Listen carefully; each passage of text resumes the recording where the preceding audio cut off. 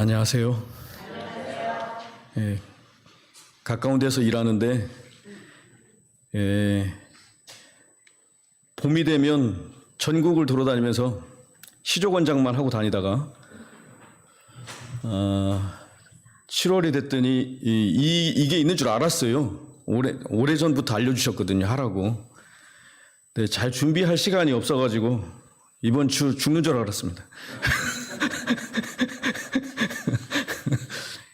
목사가 죽는 줄 알 정도면 이게 어떤 주제인지 아시겠죠? 이 주제가 쉬운 주제가 아니더라고. 막상 해보니까. 제가 그리고 다시 느낀 건데, 그동안은 시조권장으로 다니면서 제가 불만이 많았거든요. 왜 주말마다 계속 일 시키냐. 마음속에서요. 남한테도 한 얘기가 아니고, 안식일은 안식하고 싶은데, 그리고 제가 다니는 교회가 있거든요. 그 교회 목사님 말씀이 아주 감동적이에요. 제가 어느 교회 다닌다는 말씀 못 드리겠네요. 황 목사님 말씀이 죄송합니다. 그래서 이제 7월이 되어 말씀을 들을 수 있겠다라는 생각을 했는데 아니더라고요. 그래서 7월에 지금 더 어려운 주제를 하게 돼서 마음이 많이 힘들었습니다. 왜 그런지 아시죠? 이 예언이라고 하는 주제가 힘듭니다. 제가 이걸 연구를 이번 주에 많이 했거든요. 밤에 막 12시까지 막 계속 했어요. 아들이 증인입니다. 잠도 안 자고 성경 공부하고 있었던 걸 봤는데, 제가 충청합회에서 25년 목회했습니다. 그동안에 4교회를 목회했는데, 첫 번째 교회는 당진에 있는 삼봉교회라는 데서 목회했습니다. 그 교회는 제가 4년 차 때 교회를 졌어요. 제가 진 게 아니고 짓는 분이 졌습니다. 저는 스트레스만 받았죠. 다 아시죠? 아무것도 안 하는데 스트레스가 되더라고요. 그래갖고 병이 날 지경이 되더라고요. 왜 아무것도 안 하는데 스트레스가 돼갖고 병이 나는지. 다행히 저희는 4개월 만에 교회가 완공이 됐습니다. 하나님의 은혜로 합회장님이 건축 헌금 작정하신 날 못 오셨어요. 눈이 와서. 그래서 제가 설교를 했습니다. 갑자기 못 오신다고 해가지고 갑자기 설교 준비해가지고 했어요. 그런데 다행히 원래 내실 분들이 계셔가지고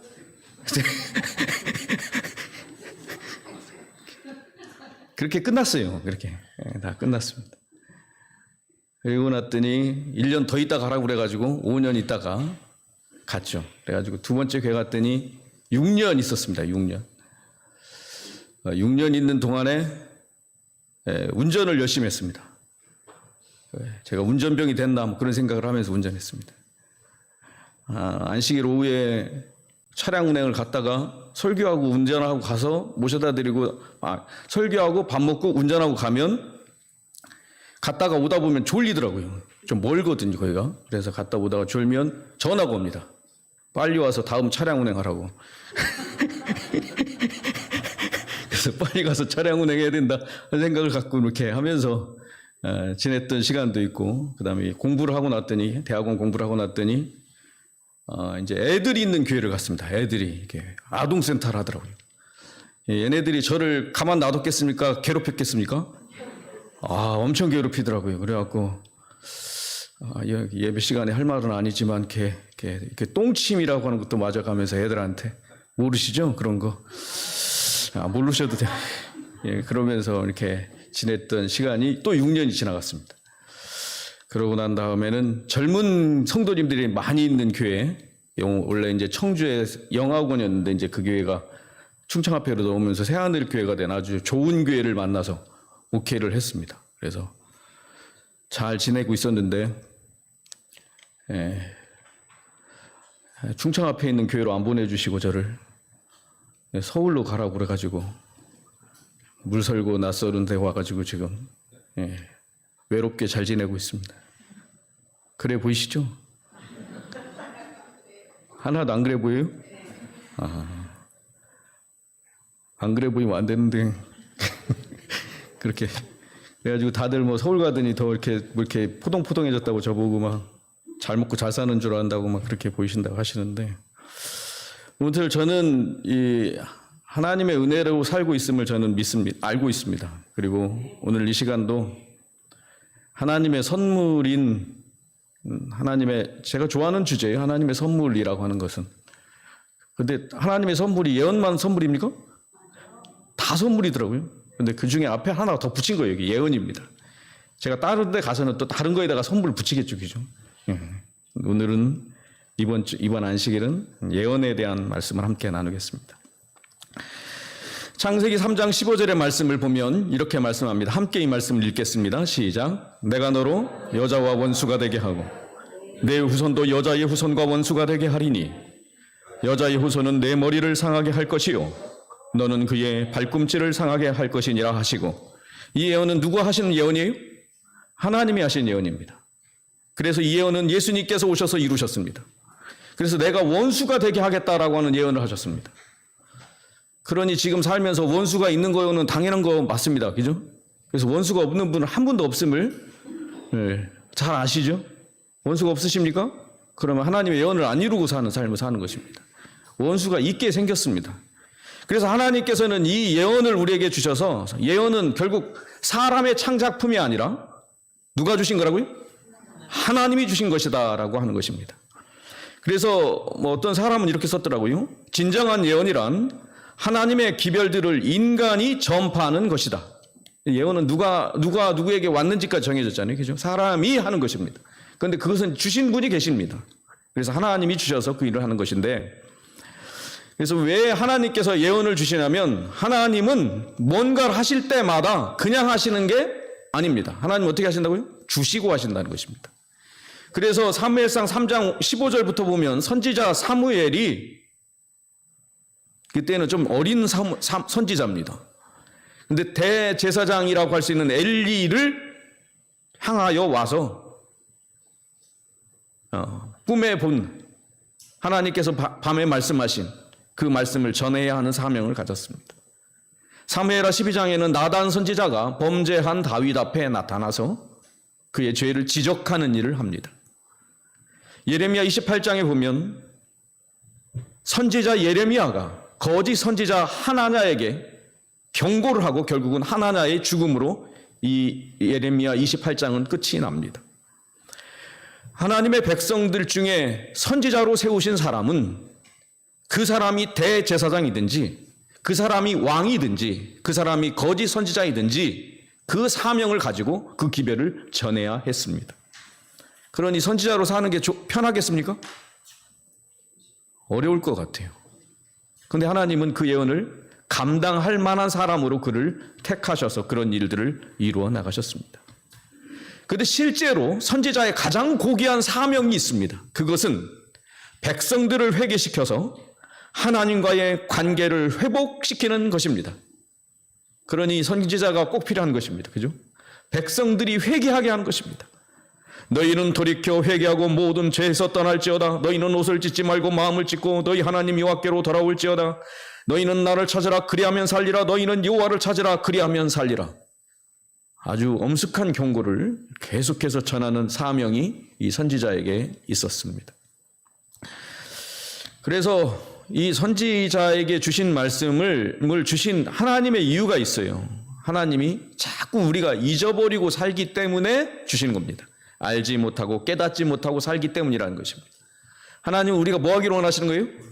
알고 깨닫기를 원하신다는 것입니다. 오늘 하나님께서 이 시간에도 짧은 시간이지만 또 하나 이상의 것들을 또 깨닫게 해주시면 참 좋겠습니다. 구속사에서 중대한 사건이 일어난 시점마다 예언의 기간이 성취되는, 예언적 기간이 성취되는 시점마다 하나님은 누굴 보내신다고요? 선지자를 보내셨습니다. 그래서 선지자가 수많은 선지자들이 왔습니다.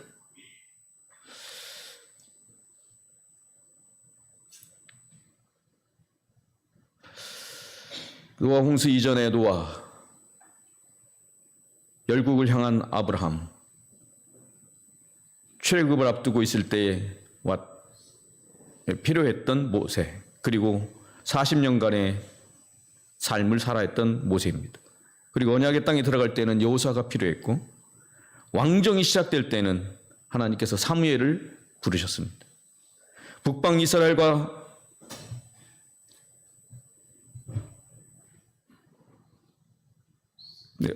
사마리아의 멸망 이전에 그러니까 북방 이스라엘의 멸망입니다. 이전에 하나님께서는 호세와 아모스를 보내셨습니다.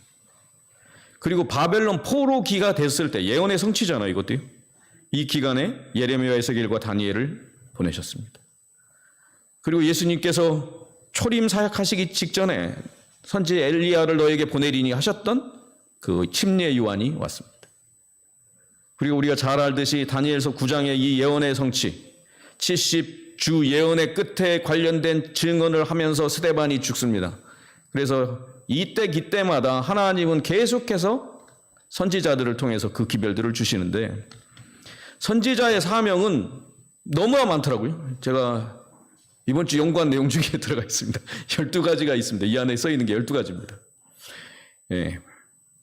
선지자는 부르심을 받은 사람이다. 선지자는 하나님의 대변이다. 선지자는 하나님의 말씀을 선포하는 사람이다. 선지자는 하나님의 올바른 모습을 제시하는 사람이다. 선지자는 역사의 해석자이다. 선지자는 특별한 통찰력을 가진 사람이다.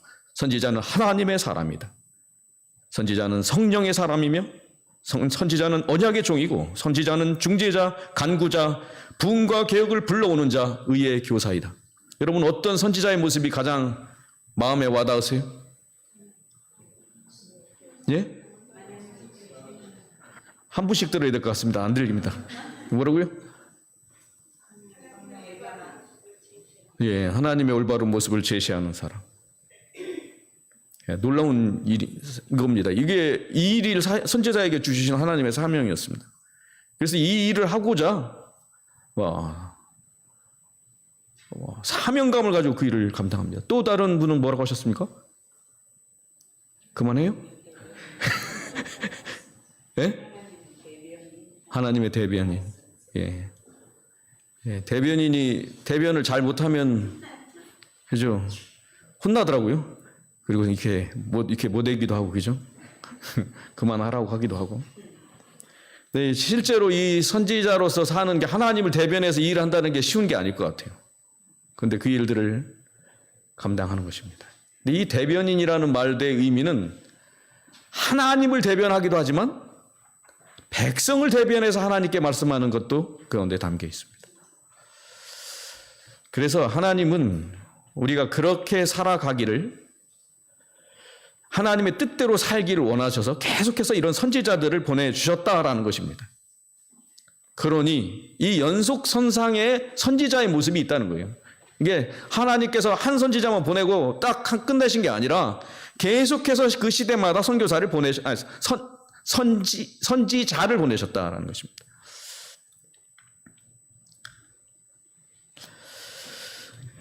그 중에 우리가 잘 아는 말씀에 이 말씀이 있습니다.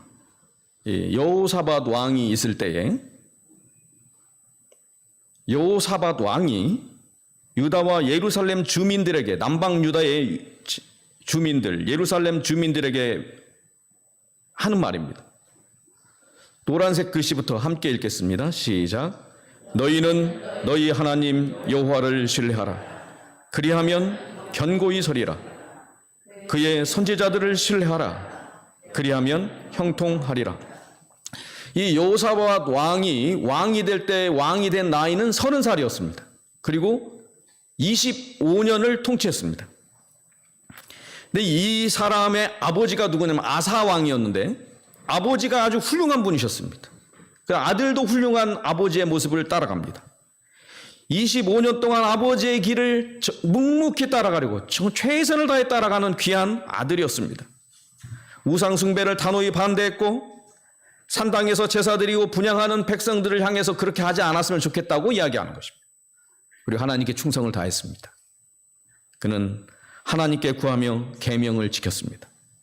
그리고 그의 나라는 견고해졌습니다. 그것이 역대하 17장의 내용입니다. 부귀와 영광이 극에 달했고 진심으로 여호와의 도를 행하였습니다. 왕은 산당과 아세라 목상도 유다에서 제하기 시작했습니다. 남색하는 자를 그 땅에서 쫓아냈습니다. 영적 발전을 방해하고 위협하던 그 많은 위험에서 이 나라가 해방되기 시작했습니다.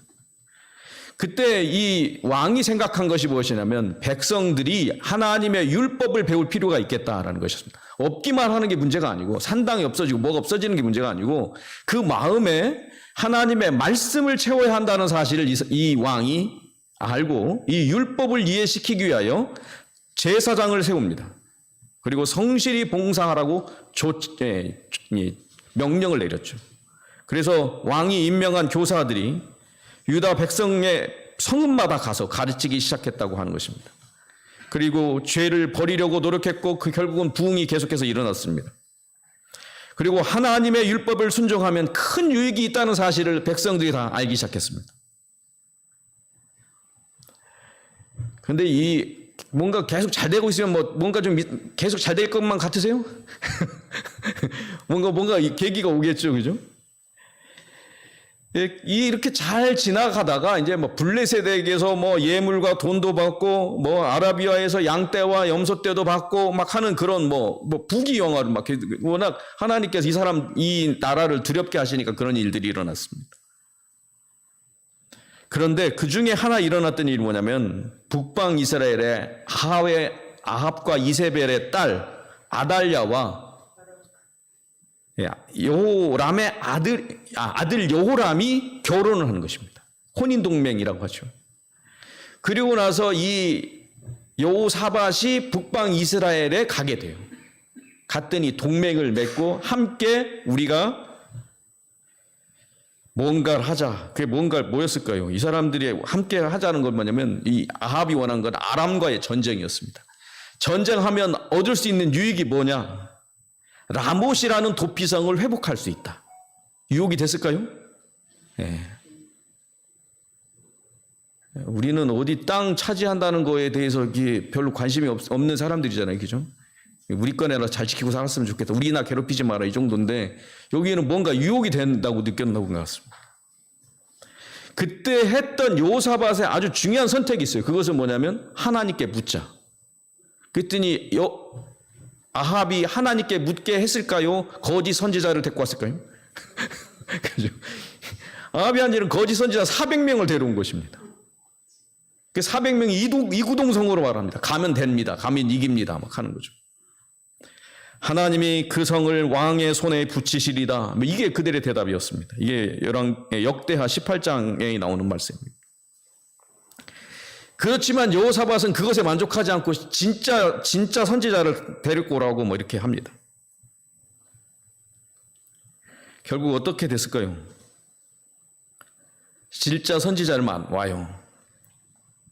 진짜 선지자는 뭐라고 대답합니까요?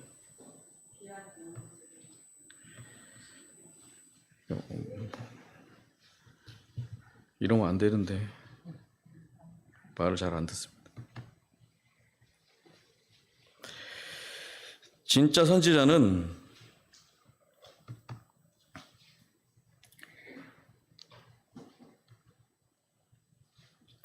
미가야입니다. 그 미가야는 전쟁하지 말고 돌아가라 이렇게 얘기합니다. 근데 이미 여호사밧은 아합과 동맹하여 뭔가를 하기로 결정해 놓은 상태였습니다. 그 전쟁으로 길라 라못에서 아합이 화살에 맞아 죽습니다. 그제서야 이 여호사밧이 집으로 돌아옵니다. 선지자 예후는 그를 만나서 책망합니다. 그리고 난 다음에 여호사밧은 더 이상 그런 삶을 살지 않습니다. 실제로 하나님을 의지하면서 살아갑니다. 그리고 하나님께서는 그의 가족, 그의 나라, 그의 삶을 책임져 주셨습니다. 그래서 그는 재판 제도도 정비해서 더 공평한 재판을 하려고 했고 결국 말년이 됐는데 모압과 암몬과 마온 사람들이 합해서 이 나라를 쳐들어온다는 소식이 들려오는 것입니다. 그리고 엔게디까지 왔다고 했습니다. 여호사밧 왕이 이때 한 일은 하나님께 모든 백성들이 금식하며 기도하게 만들었습니다. 그리고 하나님의 약속을 주장했습니다. 근데 이 사람이 지금 이 상태가요, 아무것도 준비가 안 돼 있는 상태가 아닙니다. 그동안 전쟁해 볼 만큼 준비가 돼 있었어요. 부강했습니다. 성마다 뭔가를 지키는 사람들이 다 있었습니다. 그런 해볼만 했어요. 인간적인 눈으로 그랬습니다. 근데 이 여호사밧 왕은 그렇게 하지 않습니다. 그는 오직 주만 바라보나이다 하나님 앞에 고백하면서 더 이상 자신의 뜻을 먼저 내세우지 않습니다. 그리고 하나님이 하라고 하신 일을 하겠다는 마음을 그의 마음속에서 품고 백성들과 함께 기도하기 시작합니다. 연합하여 금식하며 기도했습니다. 원수들을 하나님께서 혼란시키시고 하나님께서 해결해 주시기를 기도했습니다.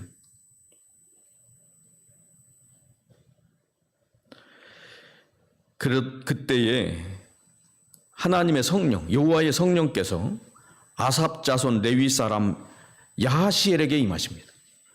하나님은 이 왕에게 계속해서 뭔가를 말씀할 수 있는 사람을 보내셔요. 누구예요? 다 선지자입니다.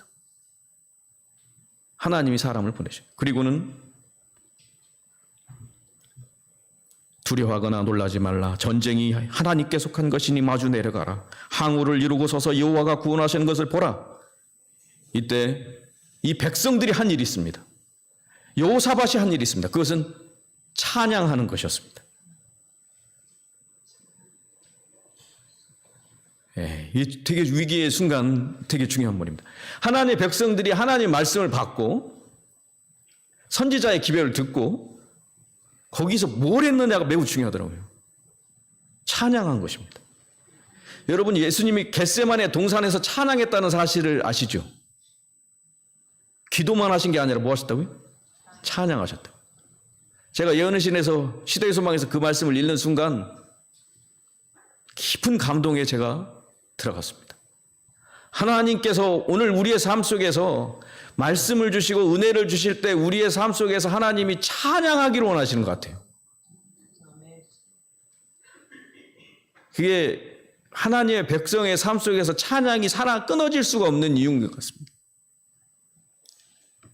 결국 그들은 하나님을 찬양하며 진군할 때 그 모습을 그 앞에서 여호사밧이 했던 말씀이 오늘 이 말씀이에요. 여호와를 신뢰하라. 그리하면 견고히 서리라. 그의 선지자들을 신뢰하라. 그리하면 형통하리라. 하나님, 이 시대에도 하나님께서 우리에게 선지자들을 보내셔서 선지자의 기별을 주셔서 형통하는 길을 가게 하셨음을 잊지 않게 되시길 간절히 바랍니다. 믿음의 사람들은 선지자의 글을 선지자의 말씀을 존중하게 돼 있는 것 같아요. 그런데 그 일을 하지 않으면 무엇을 의지하면서 살아요? 누구를 의지하면서 살게 돼요? 자기의 생각을 의지하게 돼 있습니다. 자기의 계획을 의지하게 돼 있습니다. 노래로 여호와를 찬양하고 이스라엘 하나님을 높이면서 원수의 군대와 싸우기에 나가는 모습은 특이한 전쟁 방법이었다. 이것이 그들의 군가였다. 여러분, 우리가 찬양하는 게 뭐라고요? 군가였다. 군가입니다. 군가. 여러분, 우리가 새로운 군가를 배울 필요가 없습니다. 찬양하시면 군가입니다. 그들은 성화의 미덕을 가지고 있었다. 만일 오늘날 우리가 더욱 하나님을 찬양한다면 우리의 희망과 용기와 믿음은 증가될 것이다. 그리고 이 찬양의 노래는 오늘날 진리를 옹호하기 위하여 서 있는 용감한 군사들의 손을 더욱 굳세게 하지 않겠는가? 그럴 것 같아요, 그죠? 그렇게 될 것 같아요. 그래서 우리 함께 찬양을 해야 된다는 겁니다. 찬양. 그래서 이 찬양의 삶을 소중하게 여기며 살게 되시기를 간절히 바랍니다.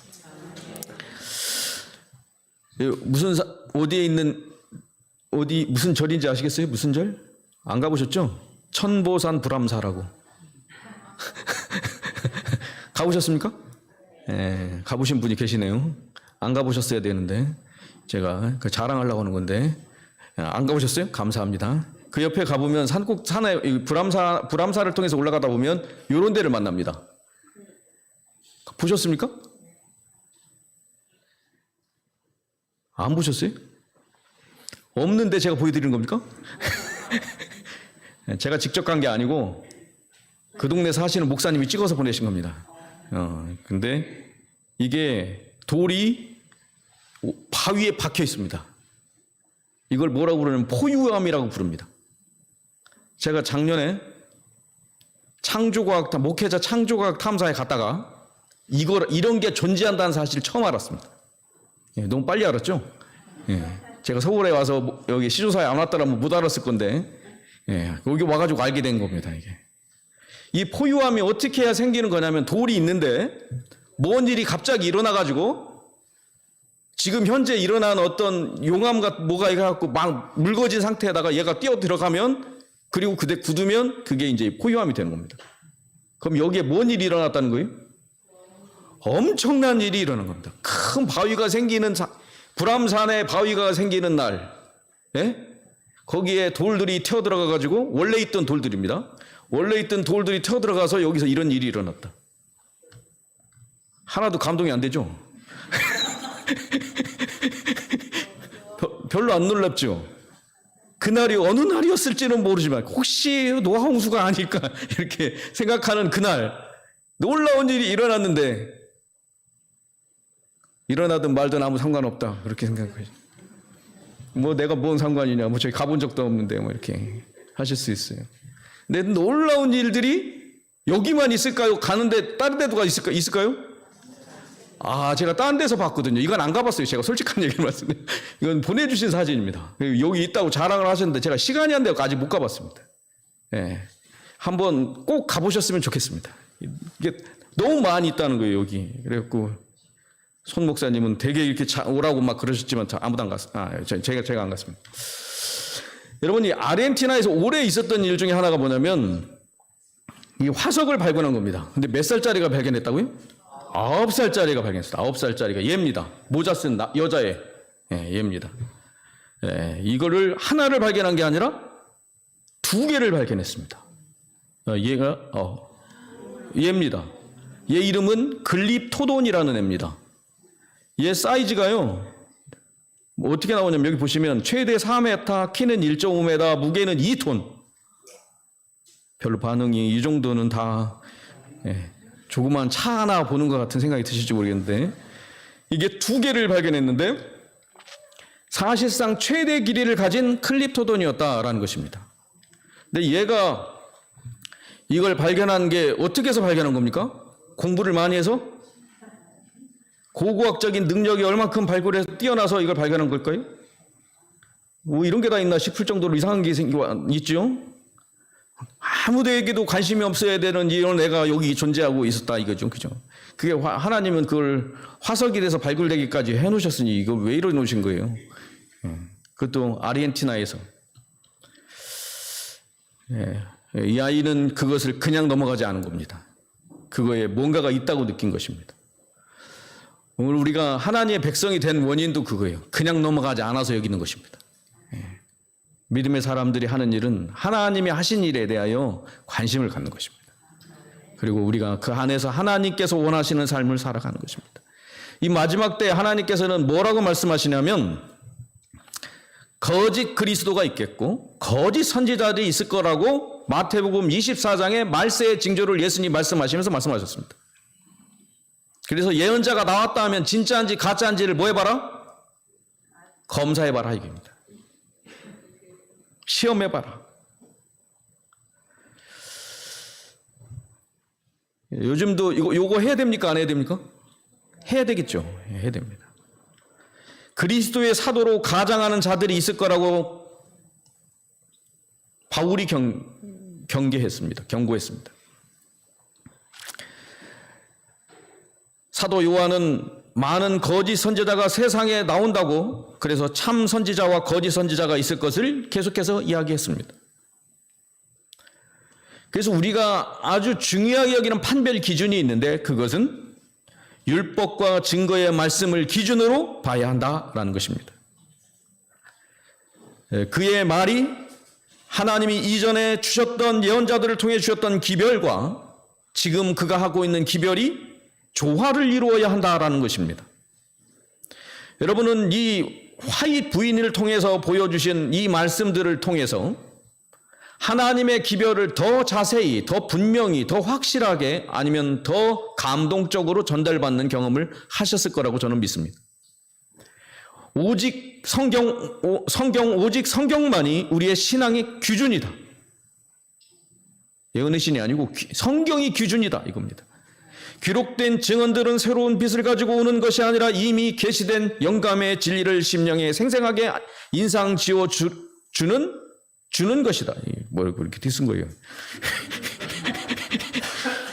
오타를 어떻게 이러면 안 됩니다. 시조에는 이런 게 없도록 노력하겠습니다. 우리는 하나님의 말씀을 최고의 권위로 받아들여야 한다. 이 화이트부인의 글이 영감받은 글입니다. 그러나 결코 성경을 대신하거나 성경과 같은 수준으로 이 화이트부인은 전혀 생각하지 않고 있다는 것입니다. 오직 성경만이 모든 교리의 기초이고 모든 성경 해석의 기준이 된다라는 것입니다. 그래서 재림교회가 존재하게 된 이유가 뭐냐면 뭘 통해서요? 성경 연구를 통해서 존재하게 됐습니다. 그죠? 우리가 성경을 연구하면서 이것이 그런가 아닌가를 확인시키는 일을 화이트부인이 도와주긴 한 것이 분명하지만 그럼에도 불구하고 실제로 했던 일은 성경 연구를 하는 것이었습니다. 제가 실제로 경험한 일은 성경을 열심히 연구했습니다. 예언의 신 안 읽고 성경을 막 연구했어요. 그리고 깊은 감동을 받았어요. 제가. 그리고는 막 메모를 했습니다. 정리를 해가지고 하나님의 뜻은 이거다. 이렇게. 그리고 제가 그것을 한 다음에 어느 날 화이트부인은 뭐라고 쓰셨을까 하고 펼쳤습니다. 제가 그 연구를 한두 시간 한 게 아니었습니다. 오랜 시간을 했습니다. 그리고 나서 예언의 신을 펼쳤는데 거기 그런 말이 있을까요 없을까요? 제가 수없이 많은 시간을 투자할 필요가 없었더라니까요. 예언의 신 읽으면 끝날 일을 혼자서 뭐 잘난 줄 알고 시간을 그렇게 투자하고 내린 결론이 똑같더라고요. 그래서 제가 깊은 후회를 했습니다. 방황하지 말자. 하나님도 나에게도 역사해 주시는 것 같긴 하다. 그런데 이걸 찾느라고 너무 오랜 시간이 걸렸는데 하나님은 이미 화이트부인을 통해서 이 기별을 주셨다. 제가 이것을 확인하는 순간 더 이상 고민이 안 되기 시작했습니다. 방황할 이유가 없어졌습니다. 뭐만 하면 돼요? 찾기만 하면 됩니다. 찾아서 읽기만 하면 됩니다. 그럼 하나님의 뜻을 알 수 있습니다. 하나님의 은혜를 찬양합니다. 하나님 우리에게 그런 특권을 주셨음에 감사를 드립니다. 왜요?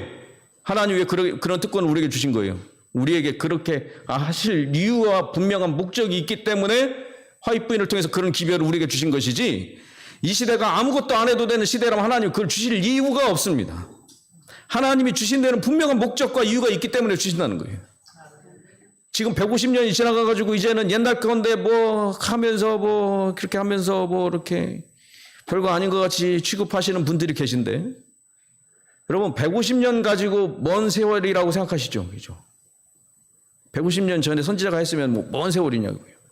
지금 우리 성경을 언제 걸 보고 있어요?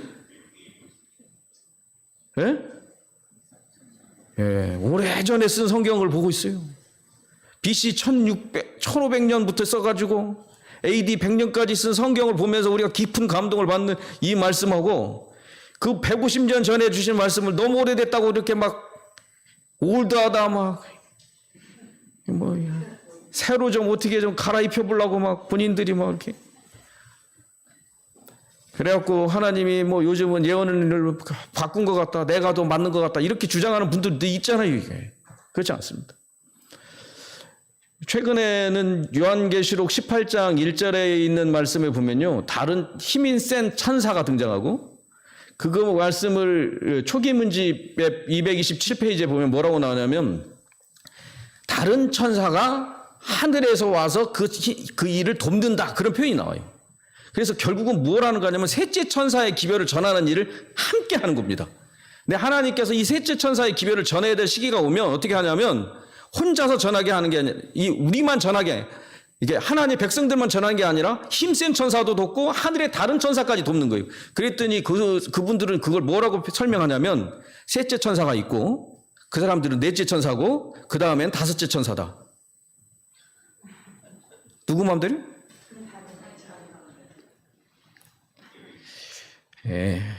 그러지 않아도 됩니다. 하나님은 새 천사의 기별을 우리에게 주셨고 온 땅이 환하게 질 거라고 했고 하나님은 그 일을 돕는 사역을 위하여 공동의 목표를 가지고 하나님께서 힘센 천사까지 보내주셔서 이 세 천사의 기별을 전하게 하시는 일을 분명히 하실 겁니다. 우리가 자꾸 방황하고 뭔가를 새로운 걸 찾으려고 방황하다 보면 뭐가 나오냐면 이상한 거 나옵니다. 그러면서 재림교회는 뭐 어떻게 됐다 뭐 이렇게 얘기까지 하더라고요. 누구 마음대로. 하나님이 하신 말씀이 아닌 걸 가지고 자기 마음대로 그렇게 하면 안 된답니다. 누구 마음대로 그렇게 하는 겁니까? 하나님께서 역사하셔서 하나님의 말씀을 소중히 여기고 진리를 따라 살기를 원하는 하나님의 백성들을 지금도 앞으로도 영원토록 인도하실 줄로 믿습니다. 우리가 해야 될 일은 하나님의 말씀을 신뢰하며 그 길을 가는 것임을 잊지 않게 되시기를 간절히 바랍니다. 이 밑에 있는 기별입니다. 나는 성경을 영감으로 기록된 말씀으로서 그대로 받아들인다. 또한 나는 성경 전체가 영감으로 된 말씀임을 믿는다. 이런 말을 해야 돼요? 안 해도 돼요? 당연히 해야 될 일인데 하도 이상하게 하니까 하시는 것 같은 느낌이 들어요. 요즘 와서 이상한 소리 할까 봐 해놓으신 것 같아요. 결국 하나님께서는 계속해서 우리의 삶을 인도하시고 대총회 앞에서 마지막 대총회 이분이 이제 돌아가시기 전에 마지막으로 참석하셨던 대총회 연설하실 때도 성경을 높이 들고 형제 자매들이여 저는 여러분에게 이 책을 추천합니다. 이 화이트 부인이 추천했던 책, 이 책을 소중히 여기시기 바랍니다. 그리고 화이트 부인에게 아주 중요한 것 중에 하나가 열매입니다. 열매입니다. 열매. 어떤 열매를 맺었습니까? 예언을 하면 성취가 됐습니다. 위에는 강신술 출현에 대한 이야기고 밑에는 개신교 국가가 카톨릭과 손을 잡을 것이라는 예언이었습니다. 예언 성취 여부가 선지자의 판별이라고 한다면 화이트 부인은 그에 맞습니다. 교회와 관련된 예언도 있고 세상과 관련된 예언이 있는데 많은 예언들이 계속해서 그 당대에도 성취되었다고 하는 것입니다.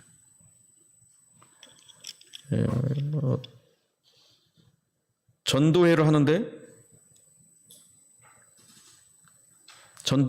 우리가 전도회하면 저쪽도 전도회하고 뭐 감리교회가 전도회를 하는데 그 전도회 강사가 어떤 사람인지 아무도 모르는데 한 달 뒤에는 알게 될 거라고 하나님께서 화이트 부인에게 알려주셨고 한 달 뒤가 되니까 이분이 재정 비리를 저지른 그런 사람임이 드러나서 그 전도회가 망했다. 그리고 복음을 받아들인 사람들이 이 화이트 부인이 전하는 이 기별이 맞다고 하는 사실을 확인하고 더 많은 사람들이 하나님 앞에 나오는 들이 있었다. 그런 얘기도 있고요. 아버지가 담배를 피우는 분인데 교회를 다니면서 담배 피우는 분이었습니다. 근데 그 아들이 화이트 부인이 이 사실을 알고 있나 모르고 있나 한번 가서 확인해 보자 하고 가서 앉아 있는데 화이트 부인이 그 아버지를 향해서 당신이 위선적으로 살고 있는 그 삶을 지금 청산하십시오. 이 말을 했다는 거예요. 그 말을 듣고 이 아들이 감동을 받아서 목사가 됐다. 뭐 그런 이야기가 있습니다. 하나님의 백성들에게 하나님이 그 마음속에서 뭔가를 생각하고 하나님의 뜻을 찾기 위해서 뭔가 고민하고 있는 상황이잖아요. 근데 이 아들의 하나님을 향한 헌신의 삶을 살아가도록 하나님께서 화이트 부인을 사용하셔서 또 그런 일들도 하셨더라고요. 그리고 올브라이트라고 하는 박사는 화이트 부인을 아주 유명한 박사입니다. 이분이 고고학교 쪽에서는 아주 유명한 박사님인데 이분이 쓰신 책인데 제가 찾아보니까 이 책이더라고요. 이분이 한 얘기는 화이트 부인은 예언자다 이 얘기였습니다. 나비 선지자라고 하는 것이 구약 성경의 핵심이고요. 신약 성경에는 프로페테이아라는 단어입니다. 이게 예언인데 오늘 이야기까지만 하고 마치겠습니다. 오늘 요한계시록 19장 10절에 보면 여기 예언의 영, 예수의 증언은 뭐라고요? 예언의 영이라 라고 말씀했다고 하는 것입니다. 근데 제가 다른 파일 꽂혔네.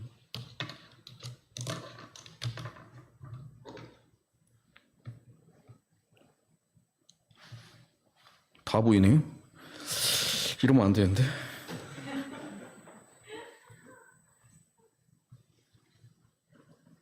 제가 뭘 하고 있는지 다 보이시면 안 돼요. 이거 마지막 요거는 해야 되는데 제가 이상하네요 이게.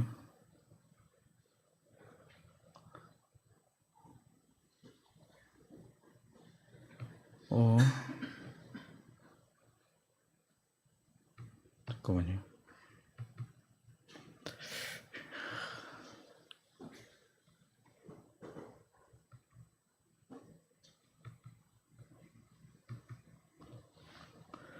이 파일에는 있어야 되는데.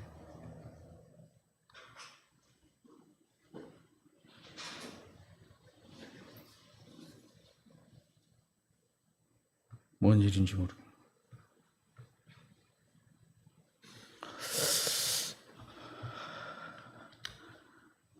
안 되면 깊은 고민에 큰일 났네.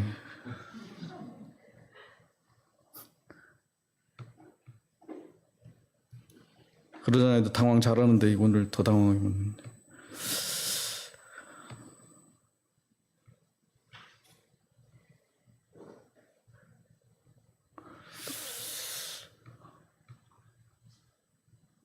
이거 해야 되는데.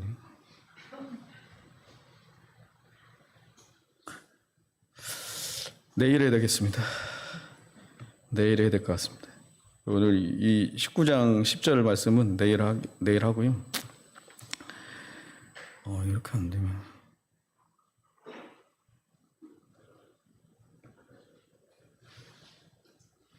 얘는 되네요.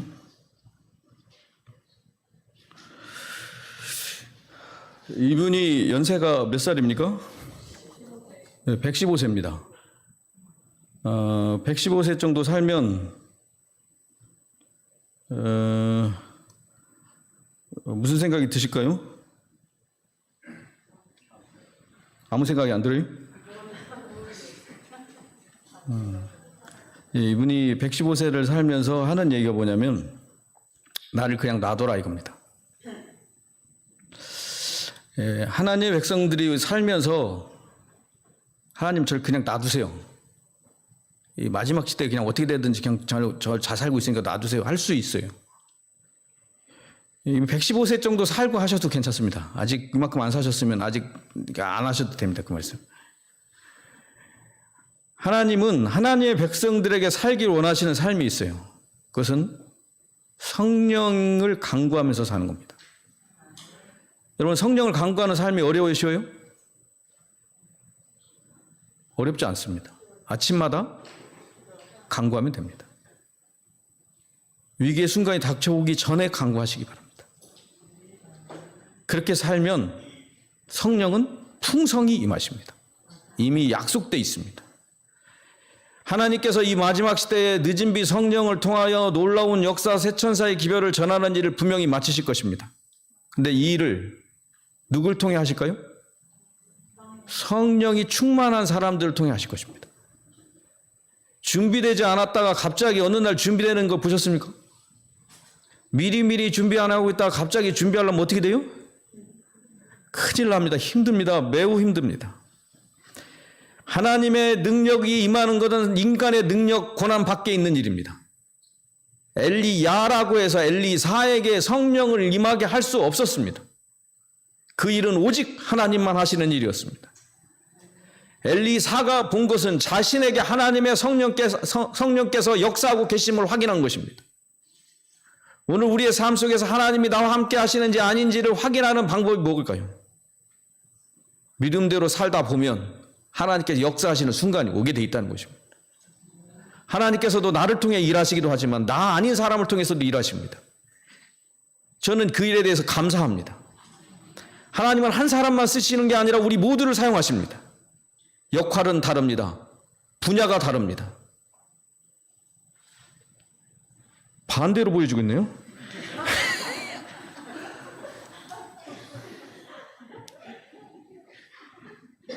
이러면 안 되네. 얘가 왜 이러고 있는 거예요? 너 다 갔네 이제. 아이고 죄송합니다. 이거 나갔다 들어야 되나? 나가지지도 않고.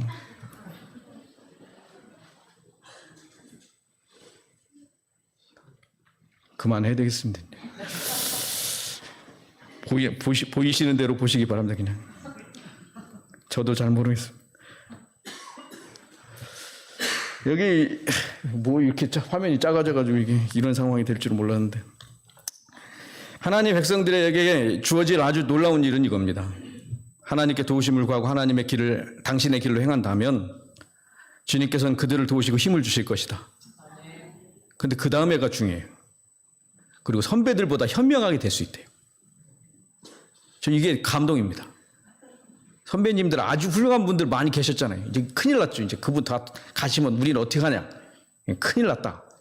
안 큰일 났어요. 예언이시네 말씀이에요. 안 큰일 났습니다. 선배님보다 현명하게 될 수 있다. 그래서 요즘 애들이 더 똑똑합니다. 인정을 하셔야 합니다. 얘네들이 믿음이 없어 보이지만 진짜 믿음 있는 애들입니다. 어떻게 이런 시간에 교회에 올 생각을 다 했을까? 훌륭한 청년들이 있습니다. 그래서 믿음의 경험에서 유익을 얻고 그들의 잘못에서 지혜를 얻으면 뭐 한다고요? 잘 될 수밖에 없다 이겁니다. 그러니까 이 일을 잘 할 수 있도록 선배님들도 잘하시고 후배님들도 잘하시고, 그러면 이 임운동교회도 잘 될 거고 하나님께서 역사하셔서 세천사의 기별도 잘 정화될 것이고 그렇게 될 줄로 믿습니다. 진짜죠? 놀라운 역사는 누가 만들어 가세요? 하나님께서 하나님의 준비된 사람들을 통해서 하십니다. 그래서 하나님은 도우시고 우리가 그 길을 간다면 하나님은 우리의 삶을 바꾸어 나가시는데, 특별히 엘리사가 누구의 삶을 살아요? 엘리야의 삶을 사는 것입니다. 하나님의 백성들이 선지자로서의 삶을 살아가는 이 엘리사의 모습을 볼 때 무엇을 느끼게 되냐면요, 하나님은 엘리야만 사용하시는 게 아니다라는 거예요. 나도 하나님의 능력을 통해서 하나님의 역사를 이루는 사람이 되기를 원합니다라고 외쳤던, 2배 갑절이나 내게 있게 하소서라고 간절히 간구했던 엘리사에게 역사하셨다고 하는 사실입니다. 하나님은 간구하는 자에게 주십니다. 하나님은 아무에게나 주시는 게 아닙니다. 하나님은 그 필요를 느끼는 사람에게 주십니다. 오늘 여전히 연약하지만 하나님을 믿는 믿음으로 서서 하나님만을 의지하면서 그 길을 가고자 하는 믿음의 가족들을 하나님이 분명히 가장 선하신 길로 인도해 주실 줄로 믿습니다. 이 놀라운 역사가 우리 임운동교회 모든 가족들 위해 함께 하시게 되길 간절히 바라면서 오늘 저녁 말씀을 마치겠습니다. 내일을 예약할 수밖에 없는 그 말씀을 꼭 내일 전하도록 하겠습니다.